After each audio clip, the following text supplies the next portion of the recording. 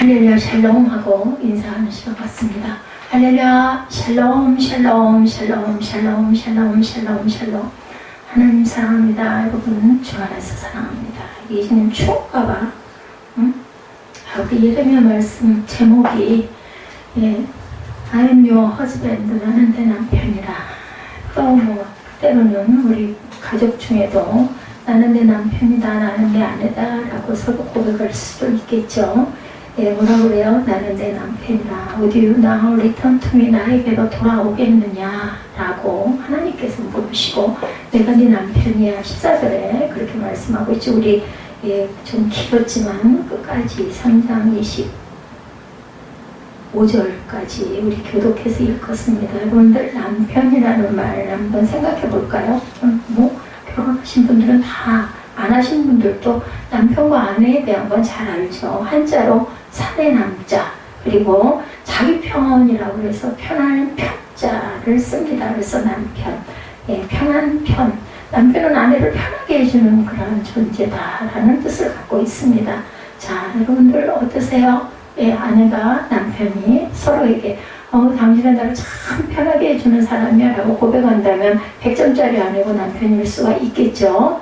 구약에서 하나님을 남편이라고 비유한 곳이 8번 정도 나타나고 신약에서는 2번 정도 나오고 있습니다. 특히 예레미야에서는 하나님의 남편이라는 말씀을 4번이나 사용하고 있는 걸 우리가 봅니다. 하나님은 어느 정도 여러분에게 편안한 분이신지, 하나님이 내가 네 남편이야 했으니까 우리 모두에게, 이거는 뭐 남성 여성에 상관이 없죠. 남성분들에게도 하나님께서는 내가 네 배우자야 라고 말한다라는 겁니다. 불편하십니까? 아니면 편안하신 하나님이신가? 우리 한번 생각해 보죠. 하나님 이스라엘 백성들에게 정말 편안하게 그들을 돌보시고 인도해 주셨습니다. 근데 이스라엘 백성들은 하나님을 언제부터인지 불편하게 여기게 됐어요. 오늘 본문을 제가 읽다 보니까 우리 그 9시 예배하고 겹치죠.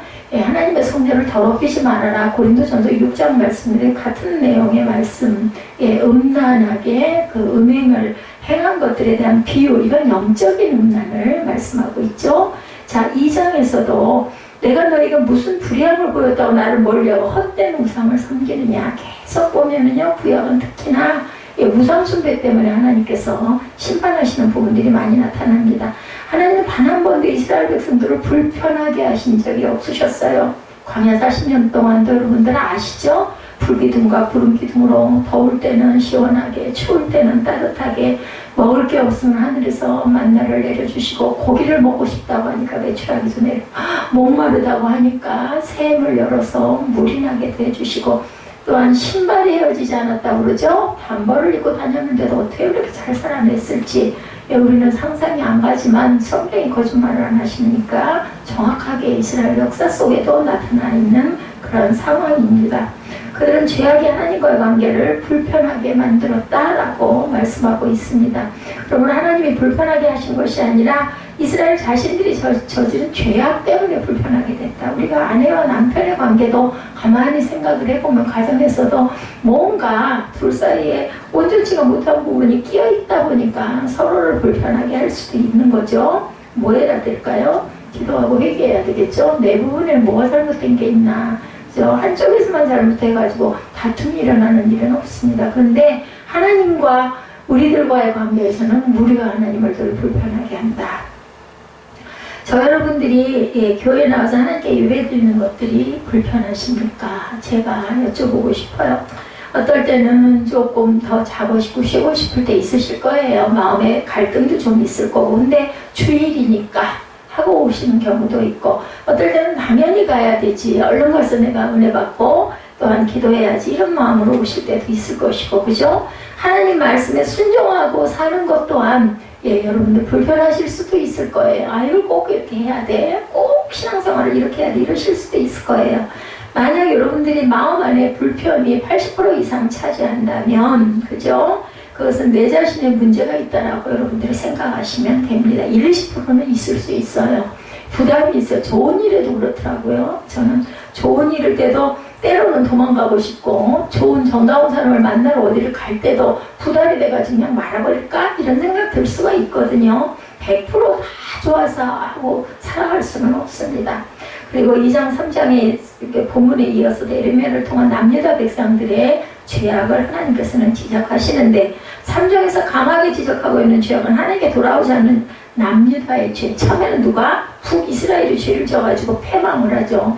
근데 오늘 본문에 보니까 남유다가 더하다라고 말씀하고 있어요. 북이스라엘은 그나마 조금 나아진 거예요. 그래서 그런 부분이 나타나고 있습니다. 남편과 아내와의 관계 속에서 가장 치명적인 죄악이 당연히 여러분들 잘 아시겠지만 간음죄를 용서를 못하죠. 하나님은 남유다가 그런 영적인 간음죄를 저지르고 있다고 오늘 본문 전체가 계속 여러분들 읽고 교독을 하셨으니까 읽으시면서 느꼈겠지만 음행에 대한 것들이 계속 나타나고 있습니다. 부부 안에도 다른 죄들은 웬만하면 용서하는데 간음죄는 용서하기가 어렵죠. 하나님도 영적인 간음죄는 내가 너희를 용서할 수가 없다라고 말씀을 하십니다. 부부의 관계를 지속하지 못하게 하는 것이 간음죄인 것처럼 하나님께서도 영적 간음죄를 회개하고 돌아오지 않는 한 내가 너를 받아줄 수가 없다라고 말씀을 하시죠.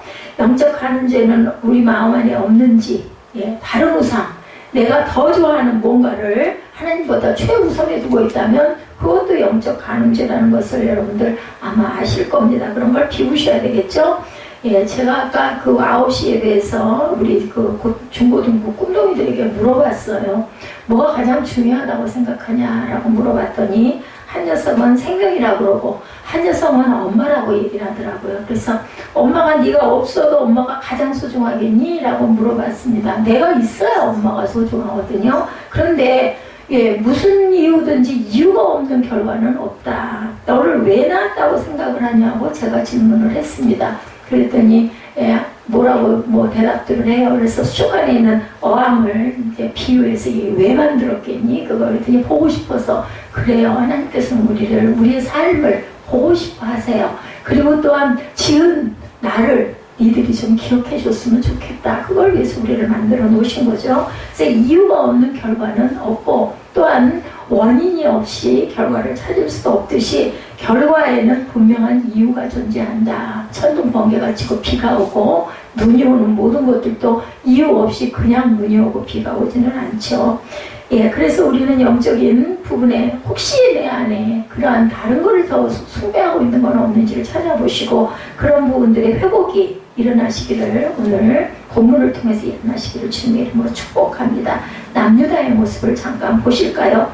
하나님은 세상에서 어떤 여자가 남편과 이혼하고 타인의 아내가 되었다가 다시 본 남편으로에게 돌아온지라 한다 할지라도 본 남편이 그 여자를 다시 받겠니? 라고 질문하고 계십니다. 신명기 24장 1절에서 4절에 보면 한 여인의 남편과 이혼한 후에 다른 남자와 재혼해서 살다가 다시 두 번째 남자와 이혼하고 본 남편으로 돌아가는 것을 금지하신 부분이 있습니다. 그것이 금지된 이유에 대해서 율법은 그 여인이 다른 남자로 이미 더럽혀졌기 때문이다 라고 증거하고 있는데 당시 남유다 백성들의 모습은 하나님 보시기에 남편과 이혼한 여인이 다른 남자와 재혼했다가 다시 본 남편으로 돌아가겠다고 하는 것처럼 가증스러웠다라고 본문에서 증거하고 있습니다.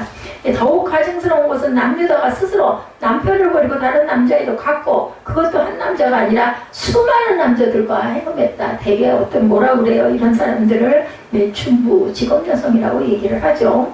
이것은 곧 남유다가 하나님을 의지하지 않고 애굽이나 아수르 같은 강대국을 의지했을 뿐만 아니라 바알, 몰렉 그리고 또한 이방신들을 섬긴 사실을 가리키는 내용입니다. 내가 많은 무리와 행음하고서도 내게로 돌아오려느냐 이렇게 물어보시죠. 이 질문 남유다가 하나님께로 돌아오지 못한다고 말씀하신 것이 아니고 강조하는 내용은 남유다가 다시 남편에게로 돌아갈 수 없을 정도로 더러워진 아내와 같이 가증스럽게 되었다. 내 나라가 이렇게 말씀하는 겁니다. 가장 중요한 건 남유다 백성들이 자신들의 더럽고 추악한 모습을 볼 수 있어야 된다. 스스로가 알아야 된다. 깨달아야 된다는 거죠. 3절부터 남유다의 모습이 어떠한 모습인지 말씀하는데 첫째는 광야에 있는 아라바 사람 같다. 3절에 보면 이렇게 나타나죠. 수치를 너희가 알지를 못하는구나 라고 말씀을 하시죠. 아라바 사람은 광야에 거주하며 지나는 상인이나 여행객들을 약탈하는 아라비아 사람들을 가리킵니다. 이와 같이 남유다 백성들이 우상을 섬기는 행위를 약탈자가 기회를 노리듯 열정적으로 기다리고 추구했다라는 뜻입니다. 그래서 남유다 백성들이 어쩔 수 없이 혹은 우연한 기회에 모르고 죄를 짓는 것이 아니고 의도적으로 그 기회를 기다리고 있었다. 그걸 즐기고 있었다는 거죠. 그런 죄악이 남유다 땅 온 전체 가는 곳마다 행해지고 있구나. 오늘날 이 시대 이 땅에 이 민족의 모습은 어떤가. 우리가 역사를 통해서 이스라엘의 역사이지만 온 산마다 우상들이 차지하고 있고 그것도 이제 부족해서 도시로 내려와서 절을 짓고 도시에 이제 절들이 뭐 여기저기 너무나 가깝게 있습니다. 우상의 재단을 쌓고 있죠. 오늘 이 시대 교회는 그럼 어떤가. 교회 안에서도 이미 하나님 외에 예수 외에 다른 것들이 자리를 차지하고 있는 수단과 방법으로 교회가 통치하고 가고 있는 거. 여러분들 많이 아시는 바자회 같은 거. 그게 굉장히 의미가 좋습니다. 거기서 나오는 수익으로 어렵고 가난한 사람들을 돕자 해서 시작이 된 건데 사람들이 예외에는 정신이 없고 이런 바자회 뭐 이런 게 열린다고 그러면 그냥 잔치인양 그러면 달겨드는 사람들이 너무나 많은 모습은 별로 좋은 모습이 아닙니다. 하나님은 예레미야를 통해 남유다 백성들의 모습을 깨달도록 외쳤지만 소수 무리를 제외하고는 모두 다 외면을 합니다. 오늘 이 시대 교회들이 목사들이 성도들이 자신들의 모습을 바로 바라볼 줄 알아야 되겠다는 거죠. 깨닫지 못하면 남유다가 당했던 하나님의 진노를 받는다는 것을 우리가 명심해 가야 되겠습니다. 둘째로 창녀처럼 수치를 모르고 있다라고 말씀을 합니다. 내가 이제부터 내게 부르짖기를 나의 아버지야 아버지야 나는 청년실의 보호자이오니 그렇게 노용을 한없이 계속 하시겠느냐고 물어보고 있죠. 그렇지만 이것이 너희들이 말하는 그것과는 다르다. 남유다에게 진노를 내리셨는데 담비와 늦은 비를 그치게 하신다라고 말씀하죠. 여러분들 아시다시피 담비는 이른 비를 의미합니다. 10월이나 11월 봄에 비가 내리면 농부들이 곡물에 씨를 뿌렸어요. 그 나라에서는 늦은 비는 3, 4월경 그죠? 내리는 비로 결실과 수확에 결정적인 영향. 그래서 늦은 비가 안 오고 가뭄이 나면 굶어 죽게 되죠. 이스라엘에서 하나의 농사는 때를 따라 내리는 이 두 종류의 비, 그 단비, 이른 비와 늦은 비가 결정을 합니다. 근데 이런 비가 그쳤다는 것은 가뭄과 흉작으로 기근이 닥치게 된다는 거. 뭐 우리나라도 가뭄이 있어가지고 야채값이 그렇게 비싸다면서요. 사람이 다 할 수 있는데 이 비 내리는 건 우리 마음대로 할 수가 없는 거예요. 그죠? 그렇기 때문에 농작은 하나님이 단비와 늦은 비와 이른 비를 이런 식으로 풍성하게 가뭄이 들지 않게 또 그렇다고 해서 너무 많이 와서 홍수가 되면 또 안 되겠죠? 이렇게 하나님께서 적절할 때 시기에 내려주셔야 된다. 이런 재앙이 닥친 원인이 우상숭배에 죄악이 된 하나님의 징벌임을 깨닫고 회개하고 돌아와야 되겠다는 거죠. 남유다 백성들은 자신들의 수치스러운 모습을 창녀처럼 모르고 있었다는 게 문제입니다. 알아야 되죠. 알기만 하면 안 돼요. 그죠? 알고 회개하고 돌이켜야 됩니다. 오늘날 이 시대 교회 다니고 예수를 믿고 있는 사람들이 자신들이 저지른 죄악 앞에 수치를 느끼고 있는가? 혹시 아무 상관 안 하고 있는가? 다들 그런데 뭐 이렇게 편성하고 있지는 않은지 내가 저지른 죄악 앞에 수치를 느끼고 창녀처럼 수치를 모르고 있지는 않은지 이것을 여러분들 각자 살펴보시기 바랍니다. 하나님을 모르고 우상을 섬기는 사람들이 창녀처럼 수치를 모르고 살지라도 예수를 믿고 교회 다니는 사람들 우리들만큼만이라도 그것을 깨달아 알 줄 알아야 되겠다. 셋째로 말과 행동에 자신들의 모습을 바라보라고 말씀을 합니다. 노염을 계속 하시겠느냐? 끝까지 품으시겠느냐? 내가 이같이 말하여도 악을 행하여 내 욕심을 이루었느니라. 이렇게 5절에 본문에 말씀하고 있습니다. 어렵고 힘든 고난이 닥치자 하나님을 어릴 적부터 보호자고 고백하면서 은혜와 긍휼을 구하였지만 악한 길에는 그대로 있어요. 도와주시옵소서. 5절에도 보면 이같이 말하여도 악을 행하여 내 욕심을 이루었다라고 하나님께서는 말씀합니다. 4절에 이제부터 내게 부르짖기를 나의 아버지여 나는 청년 시대절의 보호자이시오니 노용을 한없이 계속하시겠으며 끝까지 품으시겠나이까. 이렇게 말했지만 너희는 절대로 온전하게 회개를 하지 않았다라는 거죠. 어릴 적부터 보호자라고 고백하면서 은혜와 긍휼을 구하지만 악한 길에서 떠나지 않았어요. 그렇기 때문에 내가 너를 돌아볼 수가 없다는 거죠. 말과는 달라요. 행동은 여전히 악을 행하면서 자신들의 말로 위기를 모면하려고 다 아시죠? 전부 환하게 들여다보십니다. 이 시대의 이런 모습들을 우리 주위에서 우리는 흔하게 볼 수 있습니다. 입만 그리스도인이지 마음은 세상 사람보다 더 악한 그러한 모습들을 가지고 있는 그러한 교회를 다니고 예수를 믿는 시대 이런 사람들이 있다. 하나님은 이유로 믿는 것이 아니죠. 성경이 이유로 하나님을 사랑하라고 말하는 데는 한 군데도 없습니다. 마가복음 12장 30절에 보면 내 마음을 다하고 목숨을 다하고 뜻을 다하고 힘을 다하여 주 너의 하나님을 사랑하라고 말씀하고 있어요. 마음을 다하고 목숨을 다하고 뜻을 다하고 힘을 다하고 모든 최선을 다하라는 거죠. 그리고 로마서 10장 10절에도 주여 주여만 한다고 천국 가는 게 아니라고 말씀을 합니다. 하나님으로 믿음으로 마음으로 믿어 의에 이르고 입으로 신하여서 구원에 이른다라고 말씀합니다. 마태복음 7장 21절이죠. 주여 주여 하는 자마다 다 천국에 들어갈 것이 아니요 하늘에 계신 내 아버지의 뜻대로 행하는 자라야 들어가리라고 말씀합니다. 하나님을 만으리 여기지 말아야 되겠죠. 스스로 속이지 말라. 하나님은 만으리 여김을 받지 아니하시나니 사람이 무엇으로 심든지 그대로 거둔다. 갈라디아서 6장 7절 말씀입니다. 어떤 것으로 심든지 반드시 심은 대로 거둔다는 사실을 명심하고 하고 말과 행동이 일치되는 모습으로 하나님 앞에서 열심히 최선을 다해서 마음과 뜻과 힘을 다하여서 하나님을 사랑하고 사랑하시는 저와 여러분들이 되셔서 그 복을 받으시기 바랍니다. 두 번째 북이스라엘의 모습에 대해서 말씀을 하죠. 에레미야에게 주어진 하나님 말씀이 요시야 왕 때였다고 언급하고 있습니다. 요시야 왕 때라면 북이스라엘이 멸망한 지 1세기, 여러분들 1세기는 100년이죠. 지난 시기였었어요. 이미 오래전에 멸망해서 사람들의 머릿속에 사라진 북이스라엘의 모습을 하나님께서는 언급을 하면 왜냐하면 비교해야 되니까 그 나라만 또 못하다. 배역한 이스라엘이라는 말씀이 21절까지 5번이나 언급이 되고 있습니다. 북이스라엘이 왜 멸망받았는지 남유다 백성들은 깨달으라고 말씀을 하죠. 북이스라엘은 하나님을 배반했기 때문에 버림받았다는 사실을 강조하고 또 강조합니다. 북이스라엘이 이렇게 멸망했는데 남유다 백성들은 깨닫지 못하고 오히려 한술 더 뜬다라는 거죠. 오늘날 북이스라엘과 남유다가 멸망한 모습을 보고 이 시대 하나님을 믿는 사람들은 반드시 깨달아야 될 것, 깨닫지 못하면 북이스라엘과 남유다가 멸망받았던 것은 반드시 멸망하게 된다. 뭐라고요? 심은 대로 거두리라고 말씀하죠. 자, 그래서 남유다의 자매였던 북이스라엘의 모습이 어떠했고 어떻게 회복될 것인지 7가지로 말씀하고 계십니다. 6절에 모든 산과 나무 밑에서 너희들이 행음했다라고 말씀하죠. 요시야 왕 때 야훼께서 또 내게 이르시되 너는 배역한 이스라엘이 행한 바를 보았느냐? 내가 모든 높은 산에 오르며 모든 푸른 나무 아래에 가서 거기서 행음하였도다라고 말씀하고 있습니다. 북이스라엘이 하나님이 주신 가나안 땅에서 우상을 숭배하는 데 열심이었다라는 뜻이에요.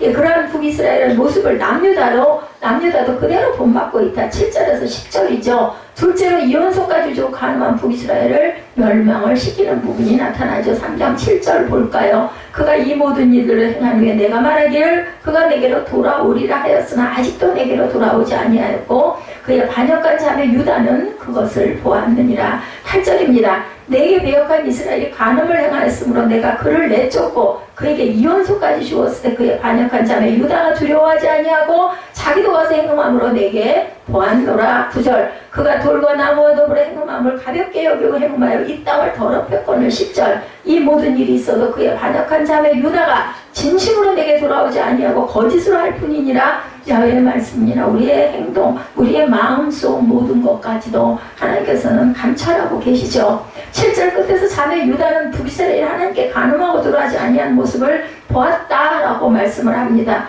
하나님이 북이스라엘에게 이혼서까지 주어서 내치신 것을 남유다는 보고도 두려워하지 않고 북이스라엘의 행한 행음을 가볍게 여기고 북이스라엘처럼 하나님께로 돌아오지 아니했다. 그러므로 남유다의 상태는 이미 하나님의 심판을 받아 멸망한 북이스라엘보다 훨씬 더하다. 이미 알고 있음에도 불구하고 똑같이 그보다 더했으니까. 셋째로 멸망한 북이스라엘에게 하나님은 긍휼을 선포하시죠. 그러할지라도 11절에서 13절에 보면 야훼께서 내게 이르시되 배역한 이스라엘은 반역한 유다보다 자신이 더 의로움을 나타냈다라고 말씀합니다. 에스겔 16장에도 나타나 있습니다. 예레미야 3장 12절입니다. 너는 가서 북을 향하여 이 말을 선포하여 이르라. 야훼께서 이르시되 배역한 이스라엘아 돌아오라. 나의 노한 얼굴을 너에게서 향하지 아니하리라. 예, 제가 본문을 읽을 때는 여러분들 참여하시면 좀 나으실 거예요. 나는 긍휼이 있는 자라 노를 한없이 품지 아니하느니라. 야훼의 말씀이니라. 13절입니다. 너는 오직 내 죄를 자복하라. 이는 내 하나님 야훼를 배반하고 내 길로 달려 이방인 내로 나아가 모든 푸른 나무 아래에 가서 내 목소리를 듣지 아니하였으며 왜 목소리를 안 듣니? 내가 돌이키려고 하는데 너희들 왜 그렇게 하고 있니? 이미 멸망한 북이스라엘에게 하나님의 긍휼을 선포하는 이유는 북이스라엘의 남유다에게 없는 의로움을 그나마 보았기 때문이다. 남유다보다는 오히려 너희가 낫구나. 그래서 내가 긍휼로 너희를 돌이키리라고 말씀합니다. 그렇다고 북이스라엘이 죄가 가볍고 없다는 뜻도 아니죠. 이것은 남유다가 죄가 더 악하다고 크다는 것을 의미하고 있을 뿐입니다.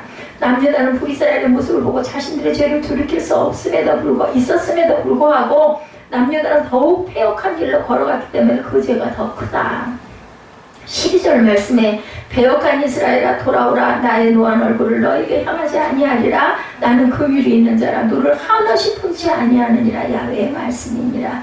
이 말씀을 남유다 너희들도 긍휼을 가지고 계신 하나님께로 돌아오라 라는 말씀인 거죠. 13절에도 하나님께 돌아오되 죄를 자복하고 돌아오라. 그냥 돌아와서는 소용이 없죠. 어떤 죄를 자복하고 돌아오라? 하나님을 버리고 우상을 섬긴 죄를 자복하고 돌아오라. 우리 또한 우리의 죄를 자복하고 긍휼하심을 가지고 계시는 하나님께 돌아가고 돌이켜야 됩니다. 시시때때로 이런 현상은 저와 여러분에게 항상 다가옵니다. 근데 그럴 때마다 그럴 수도 있지 남들도 다 그런데 이렇게 하시지 말고 잘못했습니다 하고 돌이키시고 그 부분을 비우고 나가시는 그러한 지혜, 하늘의 지혜를 닮아가시는 저와 여러분 되시기 바랍니다. 왜냐하면 나는 그래도 긍휼을 가지고 내가 네가 돌아오기를 기다리고 있지 않니? 오늘도 말씀합니다. 하나님께 돌아오지 아니한 남유다의 마지막은 북이스라엘 멸망보다 더 비참했다는 것을 여러분들 아시죠? 70년 바벨론 포로 생활을 합니다. 돌아오라고 하나님께서 손을 내미실 때 그 손을 얼른 붙잡는 저와 여러분 되시기를 주님의 이름으로 축복합니다. 호세아 6장 1절이죠. 오라 우리가 야훼께로 돌아가자. 야훼께서 우리를 찢으셨으나 도로 낫게 하실 것이요 우리를 치셨으나 싸매어 주실 것입니다. 하나님께서는 기다리십니다. 오늘도 첫째로 하나님이 다시 남편으로 회복될 거다. 14절이죠. 배역한 자식들아 돌아오라. 나는 너의 남편이니라. 내가 너희를 성읍에서 하나와 족속 중에서 둘을 택하여 너희를 시온으로 데려오겠고 남편이기 때문에 내가 너를 끝까지 데려올 거다.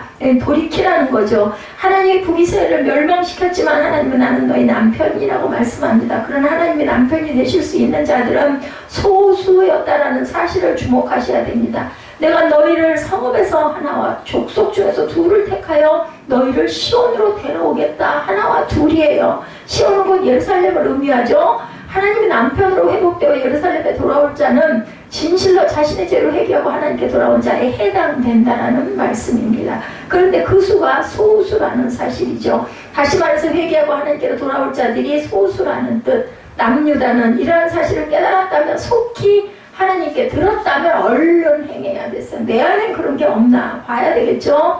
우리 시대에 7년 대환란이 올지 안 올지 알 수 없지만 그죠? 우리가 돌아가고 우리 후대 몇 대 후가 될지 우리는 그 시와 때를 모르죠. 만약에 온다면 극히 소수의 무리만이 하나님이 예비한 곳으로 들어가게 될 수 있다는 것을 긴장하고 생각하시기 바랍니다. 누가복음 18장 8절입니다.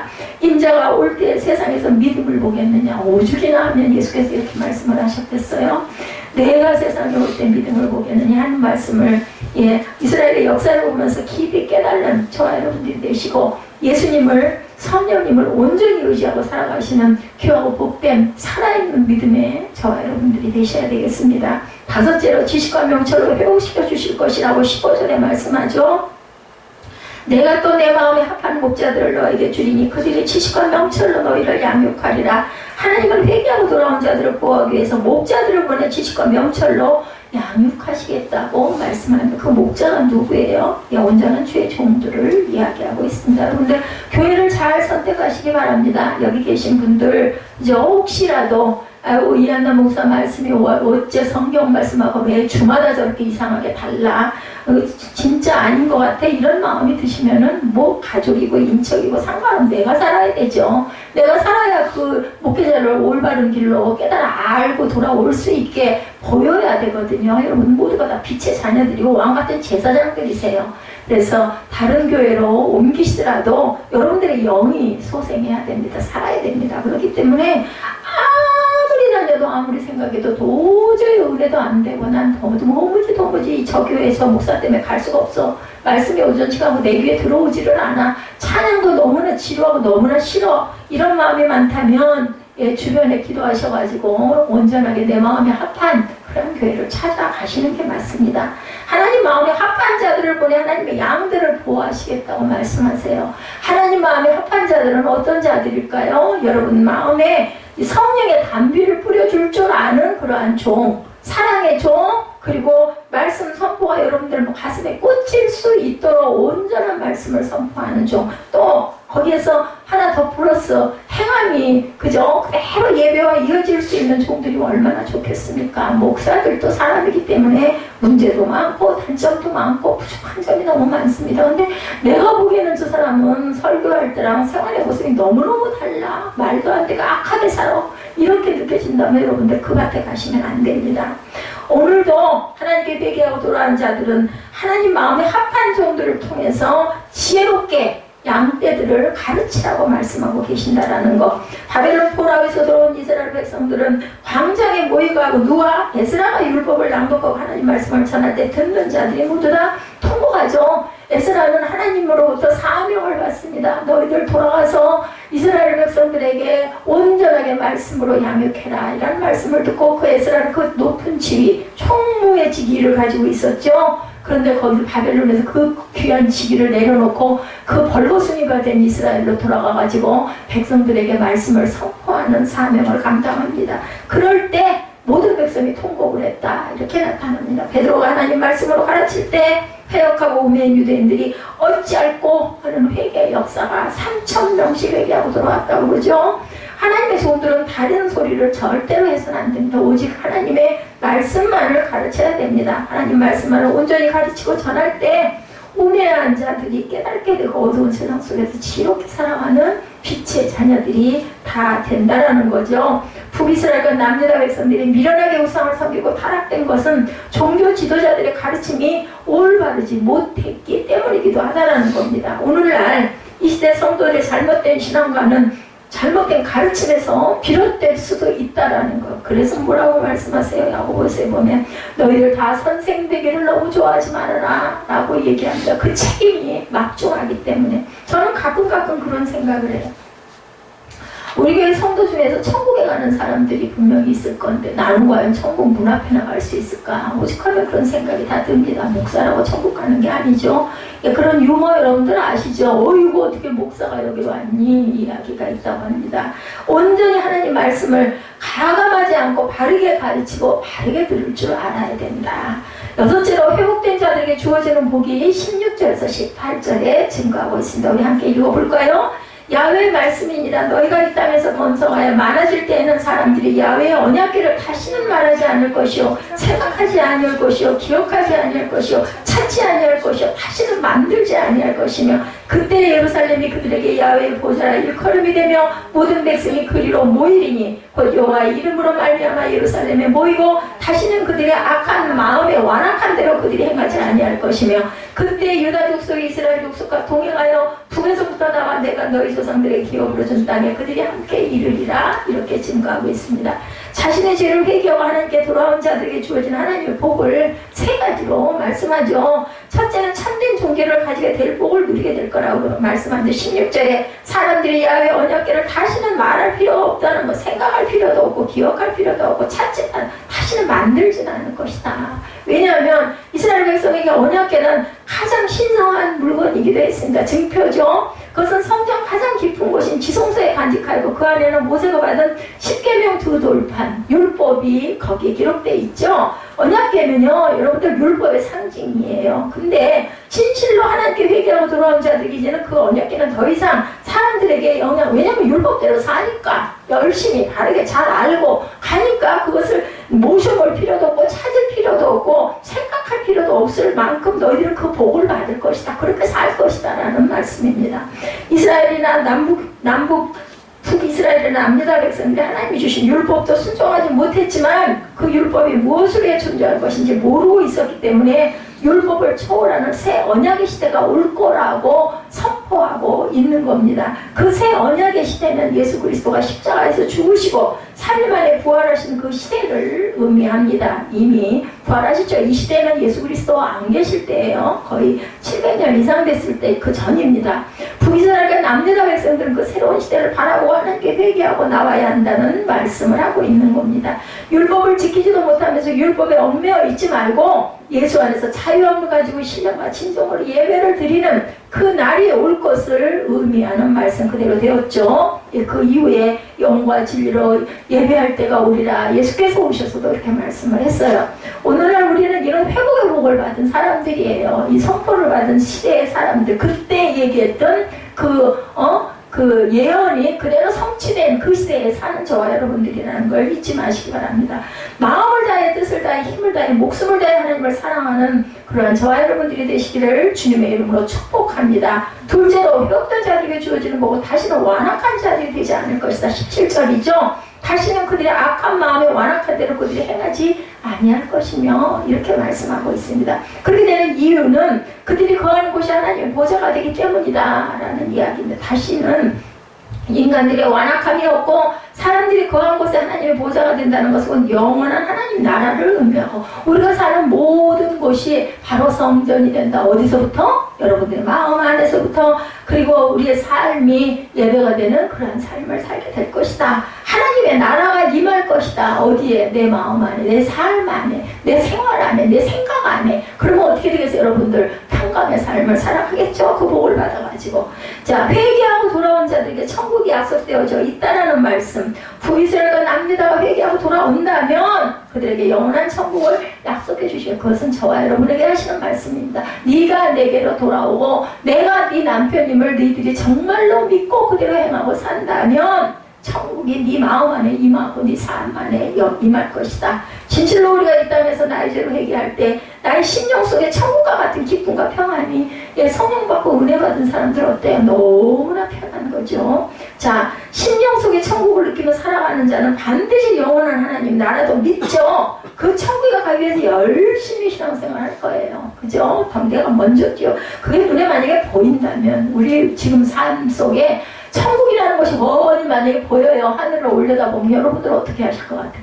예배 시간에 내가 먼저 갈 거야. 내가 맨 앞자리에 앉을 거야. 내가 헌금도 더 많이 할 거야. 내가 찬양도 더 열심히 할 거야. 말씀 드릴 때 아멘 아멘 할 거야. 아마 그럴 거야. 아니면 실제로 그렇다면 눈에 보인다면 안 보이는 게 문제입니다. 근데 천국은 여기 있다 저기 있다가 아니고 어디 있다고 그래? 네 심령 안에 있다고 말씀하셨어요. 여러분들 안에 내 마음 안에 천국이 있는지 아니면 없는지 도대체 알 수가 없는지 아마 아실 겁니다. 셋째로 회개하는 자들에게 주어지는 복 모두가 함께하는 복이 주어질 것이다. 18절이죠. 내가 너희 조상에게 기업 부른 땅에 그들이 함께 이르리라고 말씀합니다. 그죠? 이스라엘은 다 돌아가잖아요. 바벨론 포로에서 결과적으로 그렇게 됐죠. 근데 가가지고도 엄청난 고난과 많은 시행착오를 겪게 됩니다. 우리 인생이 바로 이렇죠.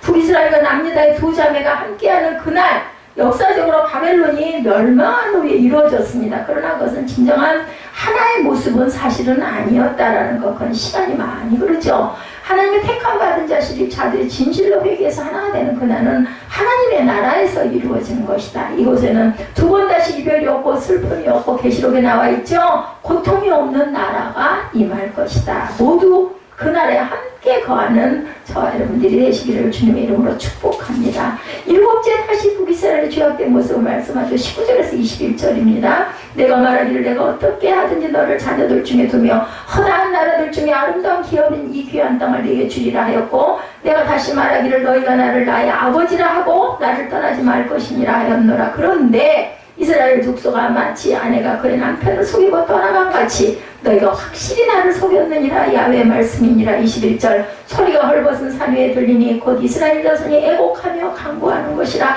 그들이 그들의 길을 굽게 하며 자기 하나님 야훼를 잊어버렸습니다. 이렇게 내가 너를 사랑하고 긍휼히 여기고 돌아오라고 얘기하고 이러이러한 복을 주겠다고 세 가지의 복을 다 약속했는데도 너희들은 그 길을 굽게 하고 자기 하나님 야훼를 너희들 또 잊어버리는구나. 회복하면 복을 주시겠다 강조하시던 하나님은 다시 북이스라엘의 죄악을 언급하시면서 책망하십니다. 이것은 북이스라엘의 죄악을 기억시키시면서 남유다가 자신들의 죄악을 깨닫기를 원하는 마음으로 강조한 것이죠. 어떤 죄악? 아내가 남편을 속인 같이 북이스라엘이 하나님을 속였다. 19절에 그렇게 말씀하고 있죠. 그런데 그들은 하나님을 속이고 떠나갔다라는 겁니다. 너희가 확실히 나를 속였느니라. 사람은 속일 수 있어도 여러분들 하나님은 속일 수 없어요. 뒤에 써있는 거 보이시죠? 코람데오. 밖에 있는 사람들은 우리말을 들을 수 없지만 하나님은 모두 다 듣고 알고 계신다는 거죠. 사람들은 내 마음속에 있는 악하고 더러운 생각을 다 알 수 없지만 어떻게 조금 느끼기는 해요. 아유 저 사람이 은혜를 받은 사람이야. 아유 저 사람 무슨 예수 믿는다면서 저 지경이야. 그죠? 우리가 그런 게 보이잖아요. 내 눈을 피하여 바다 밑에 숨을지라도 아모스 9장 3절이죠. 갈멜산 꼭대기에 숨을지라도 내가 거기서 찾아낼 것이요. 내 눈을 피하여 바다 밑에 숨을지라도 내가 거기서 뱀을 명하여 물게 할 것이요. 이렇게 얘기하고 있습니다. 예, 이렇게 무소부지하신 하나님을 속인다는 것은 손으로 태양빛 가린다고 태양빛이 우리를 쏘이지 않나요? 그죠? 손바닥으로 얼굴 가려도 소용이 없습니다. 무지하고 우매한 자라는 것을 우리가 알아야 된다. 시편 139편 7절입니다. 오늘 우리 시편 묵상했죠. 내가 주의 신을 떠나 어디로 가며 주의 앞에서 어디로 피하리까. 하나님의 무소부지하심을 진심으로 깨닫고 사는 저와 여러분들은 하나님을 두려워하며 살아. 경외라는 것은요, 두려워하고 떨리면서도 하나님을 그리워하는 것이 바로 경외입니다. 경외하는 마음을 갖고 있어요. 아주 우리 너무 존경하는 사람들 만나게 되면 어때요? 막 몸가짐도 이렇게 막 몸이 움츠려질 정도로 고개를 숙이지 않습니까? 사람에게도 그런데 어찌 우리를 지으시고 이 세상을 주관하신 하나님 앞에 우리가 경외하는 마음이 없을 수가 없죠. 그런 마음으로 예배에 임하시고 찬양을 하시고 말씀을 묵상하셔야 된다. 하나님의 무소부지하심을 여러분들 믿으십니까? 하나님이 보이지 않는다고 사람을 속이고 나를 속이고 하나님을 속이는 무지한 모습이 내 안에는 혹시 없는지. 그죠? 어디를 올라가도 갈면살 꼭대기를 올라가도 바다 밑에 거할지라도 내가 너를 보고 안다라고 아마수에서도 말씀하죠. 하나님의 존재를 인식하지 아니하고 하나님을 두려워하지 아니한 결과를 찾아오는 것을 하나님을 잊어버린다. 21절이죠. 소리가 헐벗은 산 위에 들리니 곧 이스라엘 자손이 애곡하며 강구하는 것이라. 그들이 그들의 길을 굽게 하며 자기 하나님 야훼를 잊어버렸음이로다. 하나님을 두려워하지 않는 북이스라엘은 더욱 우상을 섬겼고 그 결과 그들의 가는 길을 평탄치 못했고 하나님을 완전히 잊어버리고 살아간다. 그러므로 남유다 너희들은 그 길을 가지 말라는 거예요. 예, 그렇게 회복되는 듯 했는데 또다시 돌아갔으니 너희는 그러지 말아라. 오늘 이 시대에 예수를 믿고 있는 교회를 다니는 그런 모든 사람들 북이스라엘에 가는 길을 너희들 가지 말아라. 오늘 예레미야를 통해서 말씀하죠. 진실로 내가 살아계신 하나님의 존재를 날마다 어디서든지 인식하며 살아가고는 있는지, 내가 숨쉬는 이것이 내 일상에 내 아침에 눈뜸이 내 밤에 잠자리에 들었을 때가 하나님께서 나에게 허락하여 주신 시간을 내가 오늘 살았다라는 고백을 하는 저와 여러분이신지, 아니면 당연히 하루하루 사는 거지 무슨 하나님이 있고 없고 어디서 이런 마음을 혹시 갖고 있지는 않은지, 진실로 어디서든지 하나님을 두려워하며 행동하고 말하고 살아가고는 있는지, 잘못됐을 때 에이크나 내가 하나님 보시기에 악한 일을 행했구나 라고 회개하시는지, 그죠? 아시죠? 만약에 그렇지 못하다면 우리의 가는 길은 평탄하지가 아니할 것이고 예수의 존재를, 예수에 대한 십자가의 죽음을 잊어가는 자들이 될 것이며 결국은 예수님과는 상관없는 삶을 살아갈 것이다. 그리스도의 존재를 날마다 인식하고 예수와 동행하는 삶을 살아가는 복되고 귀한 저와 여러분들이 되시기를 주님의 이름으로 축복합니다. 세 번째 마지막입니다. 회개하고 돌아간 자들의 모습에 대해서 22절에서 25절까지 말씀하고 있죠.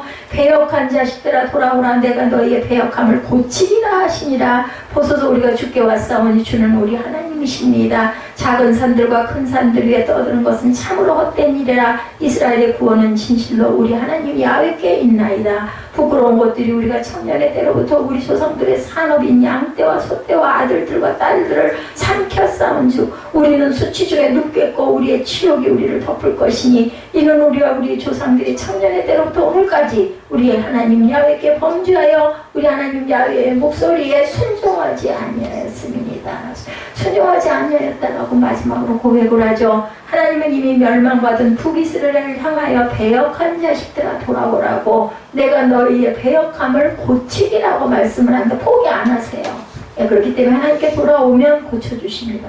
그렇게 선포할 때 북이스라엘 백성들이 회개와 하나님께 나왔다는 사실을 남유다 백성들이 깨달으라는 거죠. 오늘 이 시대 하나님이 우리에게 말씀하죠. 배역한 자식아, 배역한 한나야, 너 나한테 돌아와. 나 네 고쳐줄게. 예, 우리 뭐 어디가 아플 때 고쳐준다 그러면 그냥 두 손 들고 달려가지 않겠어요?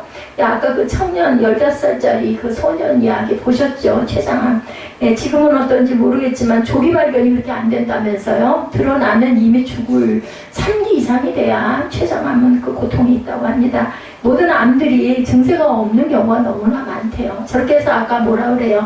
많은 생명들, 우리 어머니, 우리 누나, 뭐 이런 사람들, 내 친한 친구들이 돌아가는 게 너무너무 마음이 아파서 연구했다고 얘기하죠.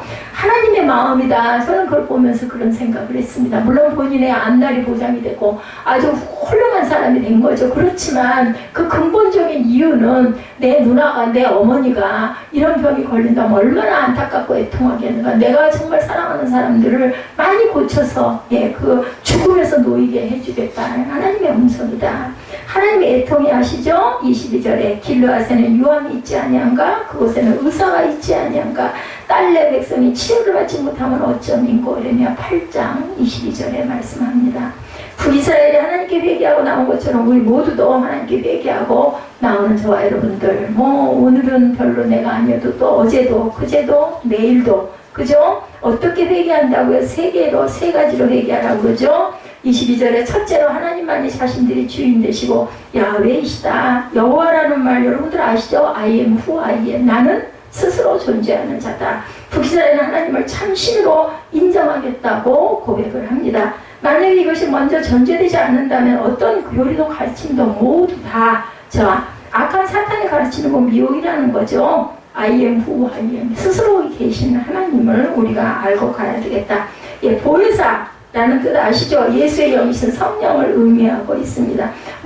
이만희가 자기의 그 저서에다가 자신이 보혜사 이만희 이렇게 기록을 했다고 그래요. 이단이죠. 이런 것은 있을 수 없습니다. 사람의 인성. 요한복음 14절 16, 7절이죠. 내가 아버지께 구하겠으니 그가 또 다른 보혜사를 너희에게 주사 영원토록 너희와 함께 있게 하리니 그는 진리의 영이다. 보혜사는 진리의 영입니다. 세상은 능히 그를 받지 못하나니 이는 그를 보지도 못하고 알지도 못함이라. 그러나 너희는 그를 아나니 그는 너희와 함께 거하시며 또 너희 속에 계시겠습니다. 보혜사 성령님을 믿는 자들은 영원토록 내가 너와 함께 하겠다고 말씀을 하죠.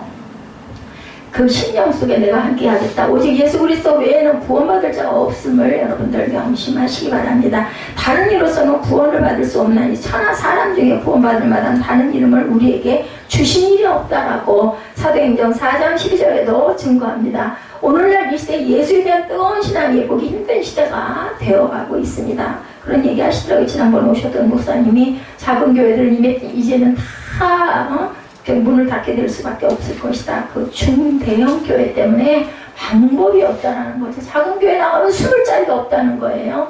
도대체가 좀 그냥 조용히 예배만 드리고 싶은데 가보면 너무나 부족한 게 많고 너무나 연약하기 때문에 다들 나를 쳐다보는 것 같아서 작은 교회는 가면 부담이 돼서 나갈 수가 없다는 거죠. 큰 교회는 기둥 뒤에 숨을 수가 있는데 헌금을 해도 되고 안 해도 되고 아는 사람도 없는데, 그죠? 이렇다라는 거죠.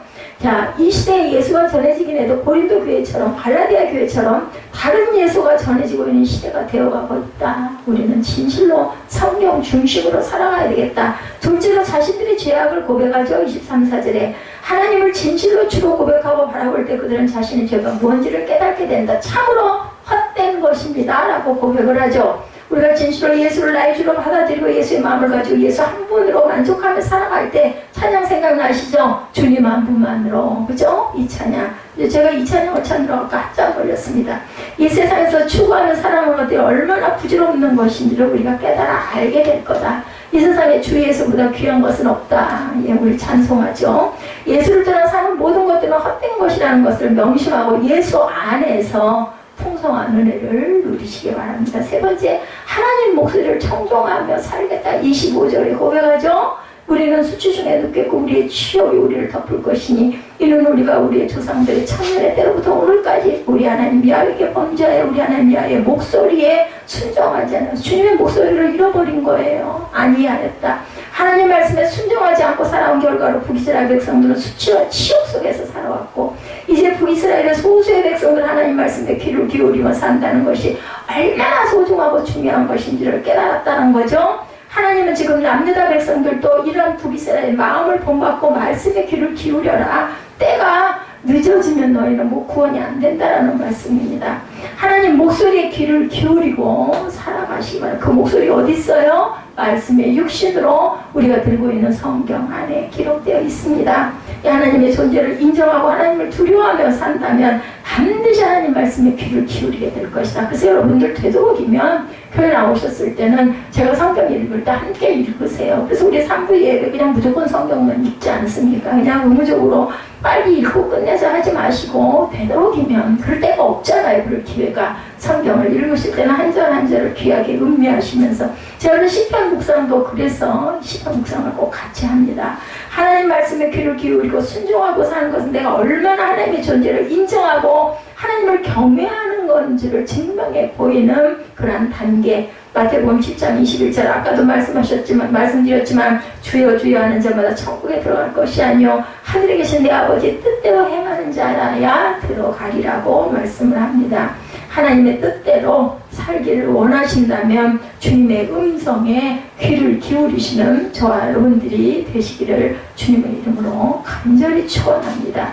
세계적인 러시아 작가 톨스토이가 말합니다. 죄는 처음에는 한번 찾아온 손님이었다가 그 다음에는 자주 찾아오는 손님이 되고 나중에는 집주인이 되고 만다. 예, 톨스토이 이야기예요. 여러분들 동의하십니까? 동의합니다. 예, 한 번 찾아왔다가 회개하죠. 다음에는 가끔 찾아오는 손님이 되었다가 나중에는 그 죄가 주인이 되면 나를 그냥 먹어버린다는 이야기죠. 배역한 이스라엘아 돌아오라고 하신 것은 기회가 있다는 의미입니다. 하나님은 우리의 연약함을 너무나 잘 알고 계시기 때문에 그래도 긍휼로 품기를 원하시죠. 인간들에게 회개라는 좋은 그러한 그 조건, 기회를 주시죠. 오늘날 사랑하는 우리에게 예수 그리스도의 피라는 귀한 그러한 보배로운 그러한 산 피로 주셨습니다. 그런데 왜 인간들이 회개를 하지 않고 살아가는 것일까? 북이스라엘이 하나님께 돌아오지 아니했기 때문에 멸망을 받고 남유다가 북이스라엘 멸망을 보고도 하나님 목소리에 귀를 기울이지 않고 돌아가지 아니했다는 것. 하나님이 주인이었던 그들에게 죄악이 그들의 주인이 되어버렸어요. 아까 톨스토이 고백처럼 오늘날 이 시대도 그러한 시대가 되고 있습니다. 왜 사람들이 회개를 하지 않는가? 자신들의 죄악을 모르고 그 죄가 주인이 되어서 사람을 죄의 종으로 부리고 있기 때문이라는 것을 잊지 마시기 바랍니다. 그렇지만 여러분들 들으셨죠? 지금 포기하지 마시기 바랍니다. 지금 이 순간부터라도 예수 그리스도의 십자가를 붙잡으시고 담대히 내 죄를 고백하시기 바랍니다. 예수 그리스도께서 나를 위하여 저주를 받은 바 되사 율법의 저주에서 나를 속량하셨다고 갈라디아 3장에 말씀합니다. 예수님이 우리를 얼마나 사랑하시는지 그 사랑을 어디에서 십자가에서 보여주시죠. 로마서 5장 8절입니다. 우리가 아직 죄인 되었을 때 그리스도께서 우리를 위하여 죽으심으로 하나님께서 우리에 대한 자기의 사랑을 확정하셨느니라고 말씀합니다. 나의 모습을 보고 나하고 하나님과 관계가 어떤 관계인지를 보고 속히 하나님께 돌아와서 예수 그리스도의 피로 죄사함 받아서 그리스도가 나의 구주가 되시고 나의 친구가 되시고 나의 신랑이 되셔서 내가 네 남편이다 마음의 말씀에 아멘 하고 화답하시는 저와 여러분 되시기를 주님의 이름으로 간절히 축복합니다.